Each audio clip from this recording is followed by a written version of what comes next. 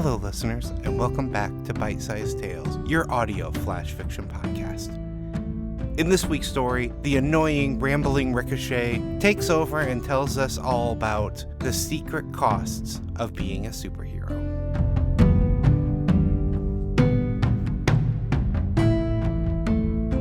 The Cost of Being a Hero, written and read by Wayne Cole. Hey everyone, it's your old pal Ricochet here. This week I am hijacking Bite-Sized Tales to talk about something near and dear to my heart. Something that I am uniquely qualified to discuss. This week we're going to talk about being a broke superhero. A lot's been said about being a superhero, but the one thing that no one seems to talk about is just how expensive it can be. That might be because most of the heroes who do interviews tend to be the independently wealthy ones. I hope that doesn't give away a community secret, but in most cases it really should be obvious. Besides, is it really much of a community if I don't get invited to the parties? Let's just say that if a hero has a suit of armor, their own plane, or even a car that's customized with their logo on it, it's safe to say they're rich. In case you didn't notice, I don't have any of those things, because I am poor. The most obvious and basic expense is your costume. Some heroes have suits designed, some make their own, and some even just wear plain clothes. Usually the cheap ones are people that think they're too good for skin-tight suits. Whatever you wear, though, it's gonna get destroyed. Even if you don't fight supervillains on a regular basis, just saving people tends to damage the thing. If you run into a burning building to save someone, maybe it won't catch on fire, but it's gonna smell like smoke, and it's almost impossible to get that out. Rips, tears, you won't even know where you ripped it, but you'll suddenly feel a breeze, and it's usually gonna be in an embarrassing spot. You can probably expect to have your costume damaged at least once every 3 times you go out, and even more than that if you fight supervillains. If you're known to fight guys with claws like I do, just expect you're going to have to replace it every single time.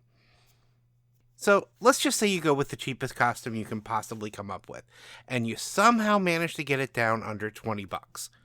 Then you manage to make it easy to repair, so you don't have to replace it constantly. You can just do patch jobs.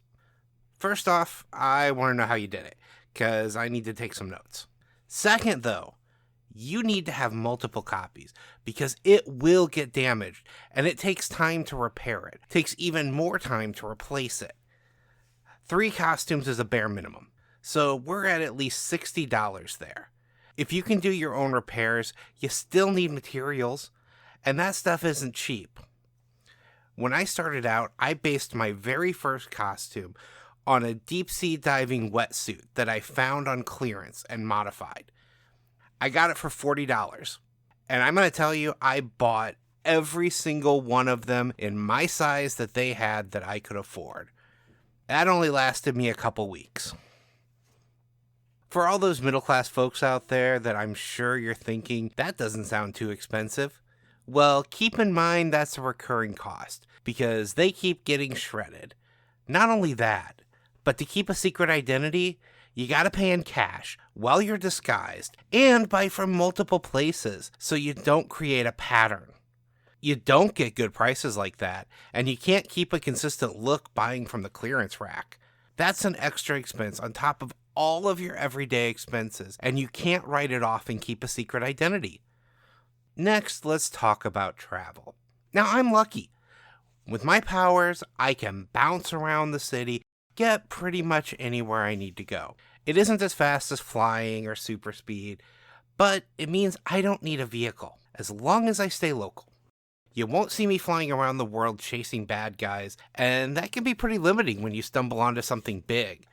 If I need to go somewhere that doesn't have tall buildings to bounce off of or flat roofs to run on, I'm screwed. I'm also lucky that I can hop on top of the monorail trains and catch free rides that way. Some heroes have to take taxis and change closer to the disaster or the villain fight. You certainly can't use one of those apps because those create a trail. One thing you learn quickly as a hero is how to bandage yourself up so you don't have to pay for treatment. If you think medical expenses are expensive, try not running them through an insurance company because that will track you. It's hard enough as it is to get help without them trying to take your mask off.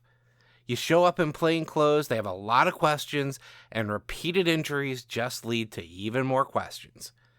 I'm lucky too because I heal fast. Even so, I need to keep a lot of bandages and medical tape on hand at home, and that stuff isn't cheap when you go through it as fast as I do. Now, I know what you're thinking, and yeah, it would be cheaper if I didn't get beat up so much. Let's see you go out there fighting guys stronger than you, and we'll see just how often you get beat up. Now let's talk about day jobs. See, it's pretty hard to keep a regular day job when you have to disappear to go save people, or constantly show up late because you were stopping a robbery. Most jobs aren't forgiving of things like that, and if you get paid by the hour, they tend to track what you do even more. Some people can put their work first and just do this as a weekend gig, but a guy like me, I can't not go out there if I know someone needs help. I will always put the hero gig ahead of a day job, and that means holding a regular job isn't really a possibility long term. Try doing any kind of budgeting when you don't have a consistently reliable income to start from. That's why so many superheroes are independently wealthy. It isn't because they're more likely to get powers, but because most regular folks can't afford to do it. We either go bankrupt, get our identity exposed, or end up having to sign on to one of those corporate teams and give up any hope of a normal life outside of the costume. Not that you can really have a normal life doing this, but sometimes just fooling yourself into believing you could, that can be enough. So how do I manage, you ask? Well, I made friends that can help. I have a guy that can help if I get seriously hurt, and he does all the work off the books. For costumes at this point, I have someone I saved that's a tailor. Even then, though, he couldn't afford to keep giving me suits for free, so he set up sponsorship deals. That's why my suit currently looks like a NASCAR jumpsuit. Yeah, I look ridiculous, and this really isn't going to work long term. I'm not okay with having Blimpy on my ass. No problem with the new Deli on my back, though. That place is good. For my tech, well, yeah, I got a guy for that too. He isn't rich, but he is super smart, and he doesn't mind eating instant ramen to save up for the things he finds important. Speaking of food, that is one thing being a superhero has actually helped me with. First off, I have free lifetime fountain drinks from a convenience store I saved from a robbery. Let me tell you, I get my mileage out of that one. People are constantly wanting to treat me to a hot dog or a sandwich when I'm out in costume. I'm a guy that's used to using instant rice to stretch meals, so getting street food for free is kind of a big perk. Also, when you fight bad guys and it crashes into a restaurant, no one seems to notice when you grab a quick bite or two from tables that you're rushing past. Plus, when you ask someone to toss you food of any kind, they always just assume you need it to fight the villain. I have never once beaten a bad guy with a fried chicken wing. I did once beat a villain with an order of pad thai, but that was kind of a one-off deal. So basically the point I'm trying to make in all of this is that if you see a Ricochet working a birthday party or a bar mitzvah, don't kick him in the junk or hit him in the knee with a wiffle ball bat, because it just might be the real me in costume. I do that on the side, and I know I can't be the only superhero that does. Please don't let me be the only superhero that does. That's right, Jimmy Mankiewicz. It was really me that you sprayed with the garden hose, and I'll remember it if you ever need saving. See if I run into a burning building for you.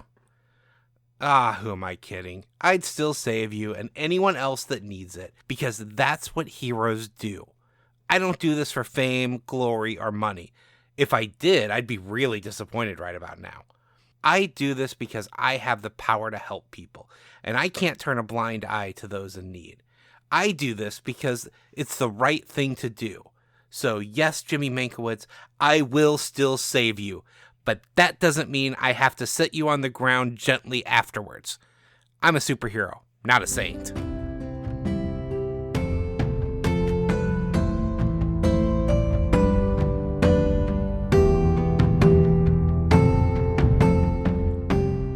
Now a word from our author. This is one of those stories that started with a sentence.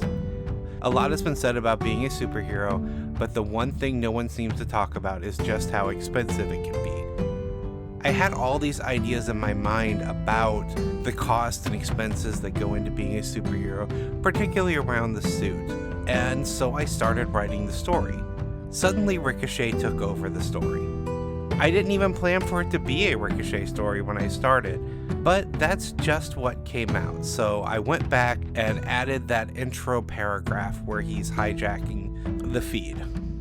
This story was most likely influenced by all of the YouTube videos I've been watching lately about behind the scenes of wrestling, what it's really like to work for these companies, what the expenses are, all of the things like that. I love that behind the scenes look into things. So I wanted to give a behind the scenes look into being a superhero. I have other superheroes I've created, but for some reason, Ricochet is the one that just keeps coming out anytime I try to write a superhero story. Well, I hope you all enjoyed it as much as I enjoyed writing it. This chapter of Bite-Sized Tales has been brought to you under a Creative Commons Attribution, Non-Commercial, No Derivatives 4.0 International License.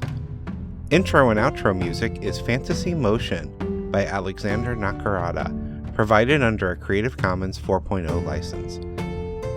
If you enjoyed what you heard today, we would greatly appreciate reviews and recommendations to your friends. Finally, for more information about our authors, please visit bitesizedtales.com. We look forward to reading to you next time.